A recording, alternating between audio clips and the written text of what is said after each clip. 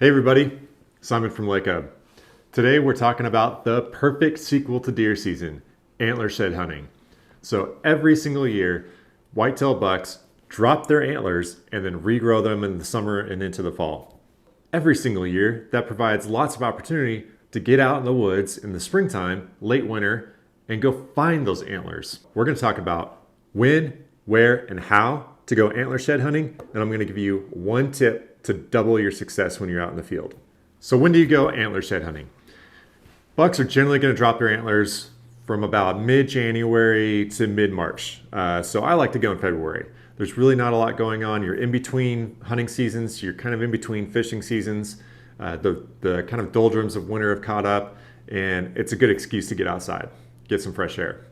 It's also great to take kids along, take your pup, significant other, or just a buddy. If you're kind of like me, you like to be alone a little bit, go out by yourself.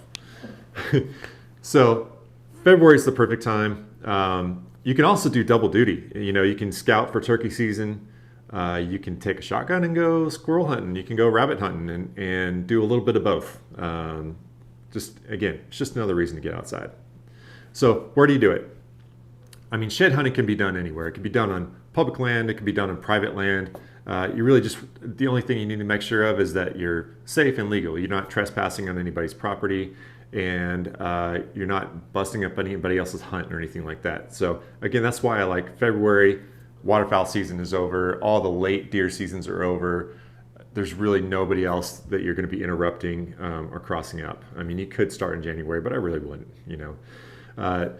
The areas and the terrain that you want to look for, it's going to be a little bit different than what you may be used to hunting in deer season. So in deer season, you have other factors like the mating season, the rut going on, and there's going to be different travel patterns and so forth.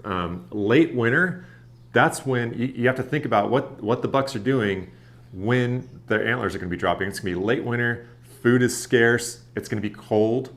And so if it's been really cold lately, you might look for good bedding areas that might have some sunshine, maybe on a hillside, maybe on a south-facing hill.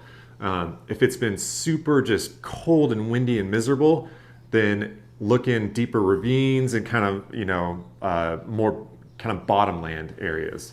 So you want to look for the bedding areas, you want to look for some food, and then you want to find the game trails in between. On the game trails, what you're looking for is maybe a place where they might have to jump or climb or do something like that. Sometimes it's a sudden movement that kind of is the last straw that makes the antlers fall off. Sometimes it's kind of thicker brush that they get tangled up in, vines and all that kind of stuff. So those are the sorts of things that you want to look for. So how do you do it? This is the part where there's no replacement for just putting on miles. So it's really kind of a wild hike is what it amounts to, a slow wild hike. Now some people like to go fast, but you're gonna pass up some opportunities if you're going too fast.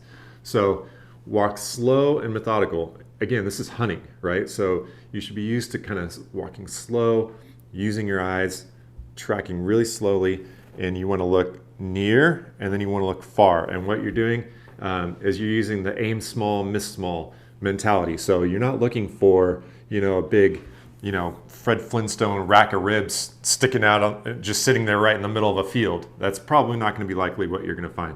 You should be looking for little tines sticking up out of, a bed of leaves. So you're looking for a main beam, you're looking for little tines. If you aim small, miss small, then you're going to find more than somebody who's just looking for, a gift that's just presented for them on the forest floor, which it could happen from time to time. It's just not likely. Another method is to use your binoculars.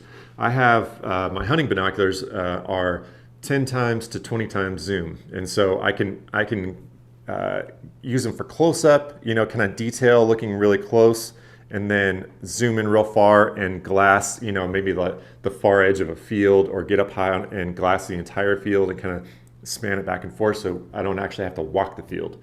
And then I can spend more time, in the woods and so forth instead of tracking back and forth.